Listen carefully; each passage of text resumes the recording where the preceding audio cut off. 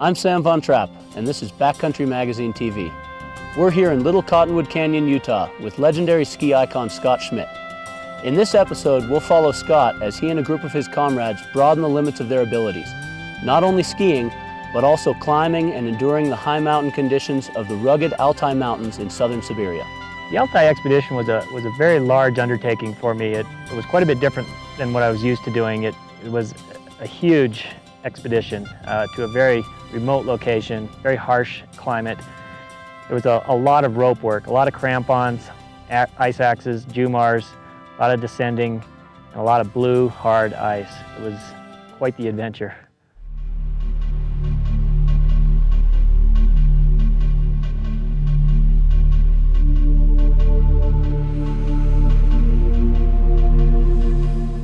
The word Siberia conjures images of cold, barren plains of desolate tundra and unfortunate exiles of the Soviet Union. But southern Siberia harbors hidden links to mystical cultures, skilled artisans, and spiritual people who arose among beautiful and little-known mountains. Rich with natural resources and ripe with ancient legends, the Altai Mountains rise out of the Gobi Desert, north of the Himalayas. Altai is derived from the Mongolian word for gold, a testament to the abundance of the precious metal found and skillfully crafted by the ancient inhabitants of Siberia's highest mountain range. The Altai eluded exploration until the early 20th century, only to be closed to Westerners for decades by communist rule in Russia.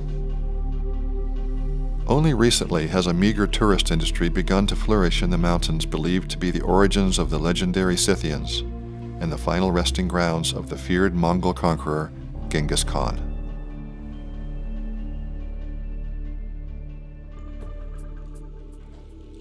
Compelled by these legends, outdoor photographer Ace Cavall and guide John Faulkner organized an expedition to the Altai to climb and ski the largest mountain in the range, the twin-peaked Mount Belukah.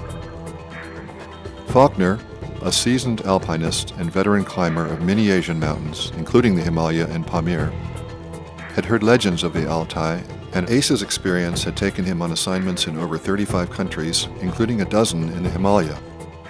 My Russian friend spoke about the Altai as really being a place of the heart and soul of maybe Central Asia. One guy especially just said it was really the most beautiful place because it's the most untouched. The most wildlife, the wild rivers, the wild forests, home of snow leopards, and home of indigenous people too. And these guys just got me thinking about it.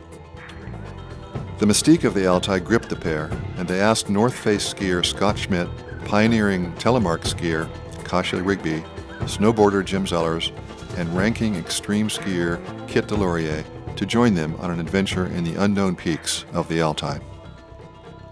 From around the globe, the party converged 2,500 miles southeast of Moscow in Barnaul, the so-called gateway to Altai.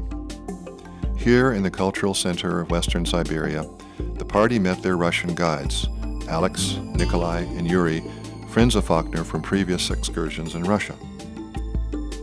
From Barnaul, they traveled the remaining 200 miles by bus, over frozen plains and through depressed industrial centers to the small village of Tungur.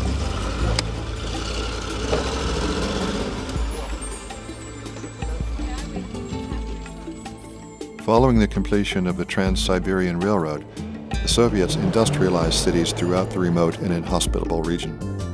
This development altered the native Altaians' lifestyle, and their traditional religious practices were banned. Today, a spiritual synthesis of Buddhist and shamanist beliefs are being rekindled in tiny villages surrounding the traditional hub of their practice, the Belukah Massif. For the mountaineers arriving in Tungur, perceptions of these strange people's beliefs are only a fraction of the uncertainties that await them in the unfamiliar Altai Mountains ahead.